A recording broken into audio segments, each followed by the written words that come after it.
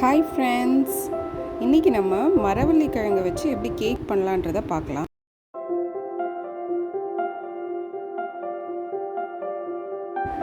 தேவையான பொருட்கள் என்னன்றதை பார்க்கலாம். மரவள்ளி கிழங்கு திருவனது, இது நம்மளுக்கு எவ்வளோ சத்து இருக்குன்னு உங்களுக்கே தெரியும். குழந்தைங்களுக்கு ரொம்ப நல்லது. அடுத்து ஏலக்காய், திருவன தேங்காய். இப்போது இந்த கேக் அடியில் கேரமல் பண்ணுறதுக்கு தேவையான அளவு சுகர், 3/4 கப்பு சுகர் எடுத்துருக்கோம் நம்ம. அடுத்து ஒரு அரை கப் பால், அது இதில் போட்டு மிக்ஸ் பண்ணுறதுக்காக நம்ம எடுத்துருக்க பால். இப்போது ஒரு பாத்திரத்தில் திருவன மரவள்ளி கிழங்கு, திருவன தேங்காய், இது 2, அடுத்து நம்ம ஏலக்காய், பால் எல்லாமே விட்டு நம்ம நல்லா மிக்ஸ் பண்ண போகிறோம். நம்ம இந்த மாதிரி கையில் பிசையும் போது அந்த தேங்காய், ஏலக்காய் பொடி, பால் எல்லாமே அந்த மரவள்ளி கிழங்குல நல்லா மிக்ஸ் ஆகும். இந்த மாதிரி நம்ம அடி கொண்டு எல்லாத்தையுமே நல்லா மிக்ஸ் பண்ணி வச்சுக்க போகிறோம், நல்லா கலந்து வச்சுக்க போகிறோம். இது கூட தேவையான அளவு பாலும் நம்ம சேர்த்துக்கலாம். இன்னும் நல்ல இனிப்பாக இருக்கணும்னா நம்ம சர்க்கரை கூட இது கூடவே சேர்த்து பிசைஞ்சிக்கலாம். நான் இது கூட இப்போ சேர்க்கலை, ஏன்னா அடியில் இப்போது கேரமல் வந்துடும். அந்த பேஸ் கூட சேர்த்து சாப்பிடும்போது கரெக்டாக இருக்கும் இனிப்பு அப்படின்றதுனால நான் சேர்க்கலை. குழந்தைங்களுக்கு நம்ம இன்னும் கொஞ்சம் ஆட் பண்ணிக்கலாம். இது கொஞ்சம் உப்பு சேர்த்துக்கிறேன், அந்த சுவையை கூட தரும்.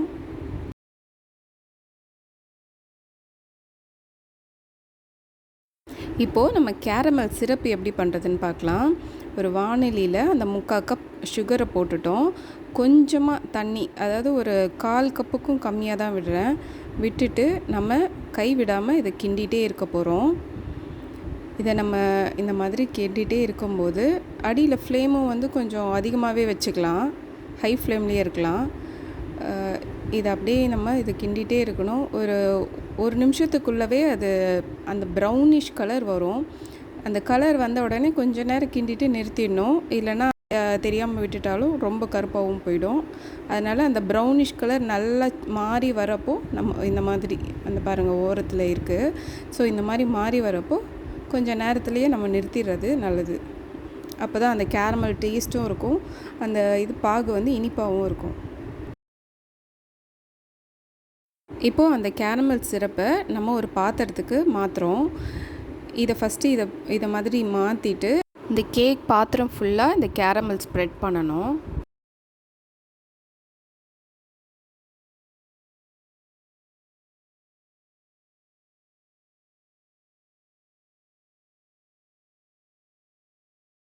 இப்போது நம்ம மரவள்ளி கிழங்கை போட்டு நம்ம கேக் மாதிரி கரெக்டாக அந்த லெவல் பண்ணி கையாலேயோ இல்லை அந்த கரண்டி வச்சோ லெவல் பண்ணி வச்சிடணும்.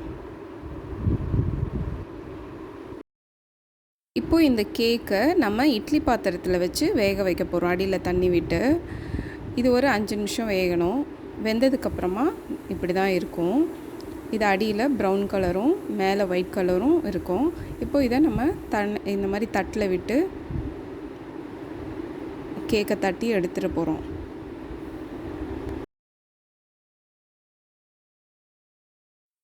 வாவ், எவ்வளோ அழகாக வந்திருக்கு பாருங்கள். இப்போது நம்ம இதை கட் பண்ணி நம்ம குழந்தைங்களுக்கும் நம்மளும் டேஸ்ட் பண்ணி என்ஜாய் பண்ணலாம். நீங்களும் இதை செஞ்சு சாப்பிட்டு பார்த்துட்டு கமெண்ட் பண்ணுங்கள்.